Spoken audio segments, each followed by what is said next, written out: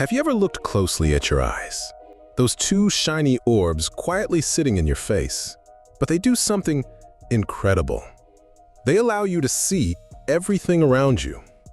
From the tiniest speck of dust to galaxies far, far away. All of it passes through two small windows, each no bigger than a grape. In 1825, a German doctor named Johannes Burckhardt sat across from a patient who had gone blind due to a mysterious illness.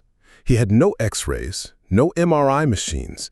He had only one tool, his eye and a scalpel. And when he peered into the patient's eye, he had no idea he was looking at one of the most complex organs in the human body. But to understand this marvel, we have to start from the beginning.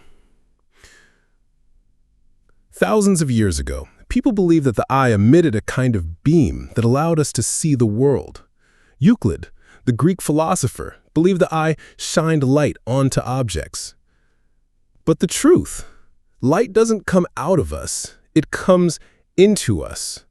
When you look at something, light bounces off that object and enters your eye through the cornea, the clear outer layer at the front. Then it passes through the pupil, the dark central hole that changes size depending on how much light is around. That's controlled by the iris, the colored part of your eye. Next comes the lens. It constantly changes shape to focus light, just like a camera lens, but smarter and faster. Finally, the lens projects light onto the retina at the back of your eye.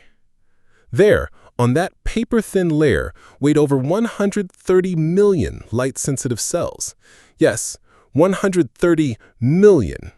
Some of them are called rods. They help you see in low light. Others are cones. They allow you to see colors. But here's the twist. The eye doesn't actually see anything. Its job is to convert light into electrical signals. Then send those signals to the optic nerve to the brain. And the brain is what actually sees. It assembles the picture, colors it, interprets it, and gives it meaning. That's why every person in the world has a blind spot in their vision. It's a tiny area of the retina where there are no light-sensitive cells. It's where the optic nerve exits the eye. So technically, there's a gap in your vision. But do you notice it? No, because your brain fills it in automatically, stitching the scene together with stunning precision. One of the greatest optical illusions of all time. And we live inside it every single day. The eye is a miracle, but it's not invincible. And like every organ, it can fail us. For example, glaucoma, the silent thief of sight. Imagine the world fading away, not all at once, but from the edges, inward, as if the camera lens is slowly closing. That's what glaucoma does.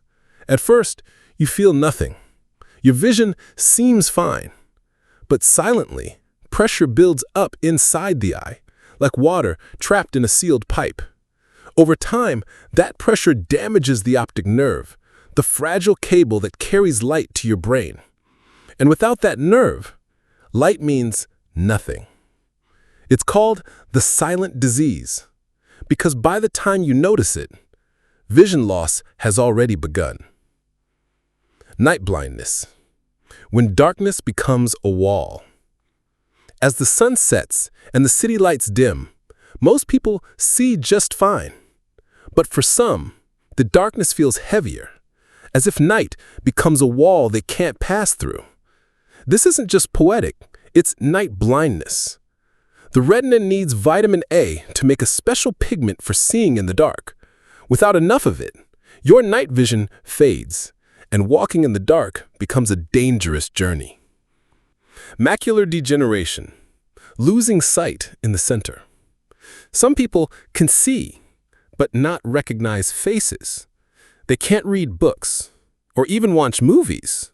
Why? Because the part of the retina responsible for sharp central vision, the macula, starts to break down. It's the heart of your vision. When it fades, all that's left is your blurry side vision. And the details? Gone. But wait, the story doesn't end there. In ancient Egypt, doctors used animal liver to treat night blindness. Today we know why. Liver is rich in vitamin A, exactly what the eye needs. Even thousands of years ago, humans understood that the eye had special needs, and that neglecting them could turn off the entire world. In 1579, a French craftsman named Amelot de Gardin created the first glass eye.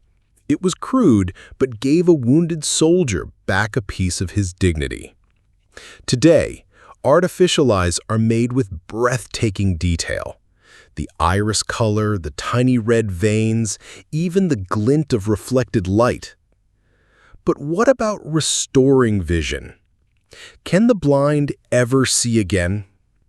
In 2011, scientists in Germany successfully implanted the first bionic retina, a tiny device placed behind the eye that sends signals directly to the brain. The result? People who lived in total darkness could suddenly see light, lines, and motion. It wasn't perfect, but it was the beginning of a new kind of hope. But why can't we just transplant an entire eye? The problem isn't the eye itself. It's the optic nerve. It contains over 1 million delicate fibers, each carrying signals to the brain. So far, no one has figured out how to reconnect it after it's been severed. But researchers are trying. With stem cells, artificial nerves, and advanced technologies, we're getting closer to something once thought impossible, a fully working eye transplant. In the meantime, there are simple things you can do to protect your eyes. Get your eyes checked once a year.